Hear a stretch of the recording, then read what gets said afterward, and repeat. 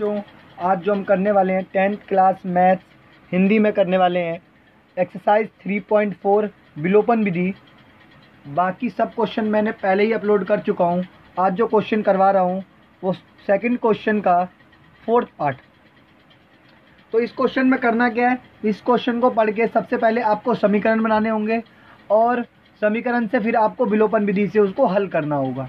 तो पहले क्वेश्चन पढ़ लेते हैं। मीना 2000 रुपये निकालने के लिए एक बैंक गई, यानी मीना ने कितने हज़ार रुपये निकाले, 2000 रुपये निकालने बैंक गई। उसने यानी बैंक वालों से 50 रुपये तथा 100 रुपये के नोट देने के लिए कहा।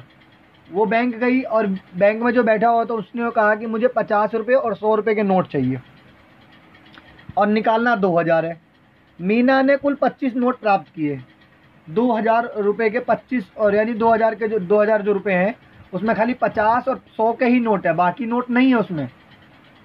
ज्ञात कीजिए कि उसने 50 रुपये के और 100 रुपये के कितने कितने नोट प्राप्त किए। तो सबसे पहले आपको माना 50 रुपये के नोट x मान लो, ठीक है, और 100 रुपये के नोट y। 50 रुपये के नोट को x मान लिया और 100 रुपये के नोट को y मान लिया। अब ये क्या कह रहा है, कुल नोट कितने हैं, यानी 50 के नोट तथा 100 के नोट, दोनों नोट मिला के कितने नोट है, 25 नोट है। तो x हुआ 50 का, y हुआ 100 का, दोनों नोट मिला के कितने हुए, 25 नोट है। ये हो गया आपका इक्वेशन नंबर 1। इतनी बात आपको समझ आ गई। अब दूसरी इक्वेशन देखो कैसे बनाएंगे। अब आप देख सकते हैं 50 रुपये के कितने नोट हैं, तो x नोट है तो 50x, प्लस 100 रुपये के कितने नोट हैं, तो हमने क्या माना हुआ है, 100 रुपये के y नोट है। 50 रुपये के मैंने कितने नोट माने हुए हैं, x, तो 50x हो जाएगा, और 100 रुपये के कितने नोट है, y, तो y मान लिया तो 100y हो जाएगा। अब इन दोनों मिला के कितने होना चाहिए, तो कितने रुपये निकालने गई थी, 2000। तो ये हो गया आपका समीकरण नंबर 2।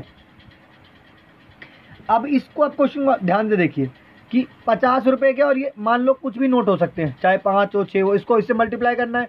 यहाँ पे मान लो क्योंकि 25 नोट है टोटल, तो एक 5 होगा तो दूसरा मान लो 20 होगा, तो मल्टीप्लाई करोगे तो क्या होना चाहिए, 2000 आना चाहिए। यहाँ पे क्या रखें और यहाँ पे क्या रखें, ठीक है। तो अभी निकल जाएगी कितने नोट x के और कितने y के हैं, तो आपको अभी बता दूंगा। अब इसको किस विधि से हल करना है, इसको करना है विलोपन विधि से हल करना है, क्योंकि क्वेश्चन में बोला गया है कि इसको विलोपन विधि से हल कीजिए। तो मैंने आपको विलोपन विधि बता रखी है कि दोनों समीकरण बनने के बाद, दोनों इक्वेशन बनने के बाद सबसे पहले जो आपको करना है, या तो x को बराबर कर लेना है या y को बराबर कर लेना।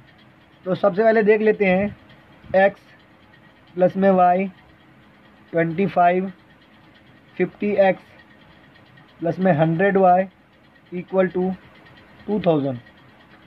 अब आप देख सकते हैं यहाँ पे 1x है और यहाँ पे 50x, तो ऊपर वाले को क्या कर दो 50x से और नीचे वाले को कर दो 1, ताकि x इक्वल हो जाए। ऐसा नहीं कि y इक्वल नहीं कर सकते, आप ऊपर 100, आप y को भी इक्वल कर लीजिए, आंसर आपका दोनों ही तरीके से आ जाएगा। तो इसको इससे करेंगे तो ये आ जाएगा 50x, प्लस है तो प्लस, इसको इससे करना है तो आपका आ जाएगा 50y, और इसको इससे आ जाएगा तो 25 का पारा 5 बार पढ़ो तो 125 और एक जीरो लगा दो, यानी 1250। और ये इसको इससे करोगे 1 से करोगे तो बाकी सब चीज़ें वही आ जाएगी, 50x, 100y, 2000।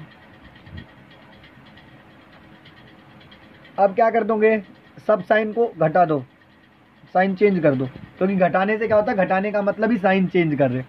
घटाने का एक ही मतलब है कि साइन हम चेंज कर रहे हैं। अब देखो 50x ऊपर प्लस का है और नीचे जो है माइनस का, तो ये आपका गया, ठीक है।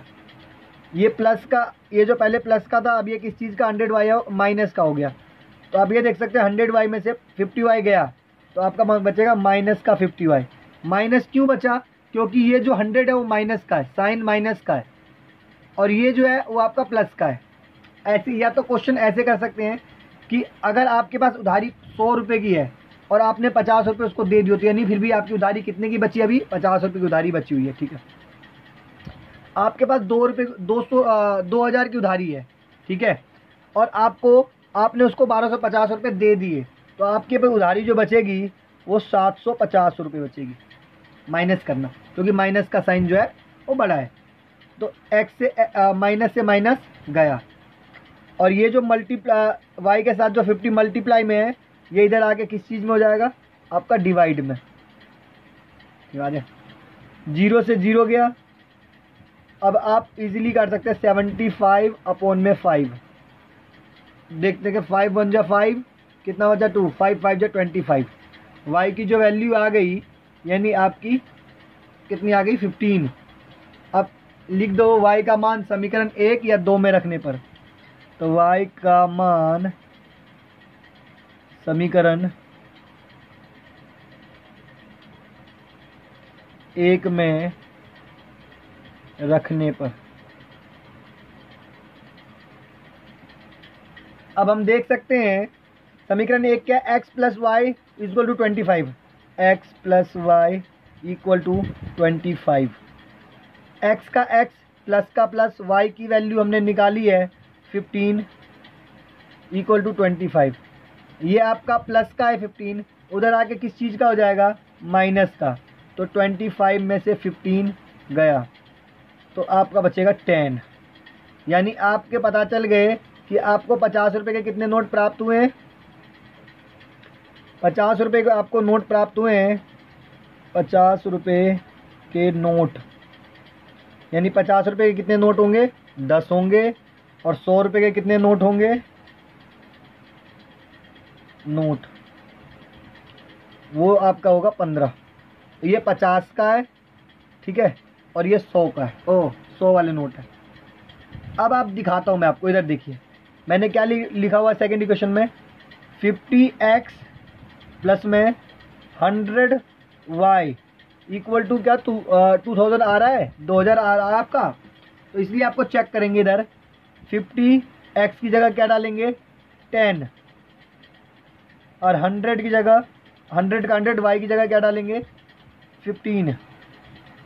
तो ये हो जाएगा आपका 50 के 10 नोट 500 और 100 के 15 नोट 1500। तो 1500 और 500 कितना हो जाएगा आपका? 2000। हाँ, यही आंसर है। कैसा लगा मेरा वीडियो? अगर अच्छा लगा सब्सक्राइब कीजिए, लाइक कीजिए और शेयर कीजिए। Thank you.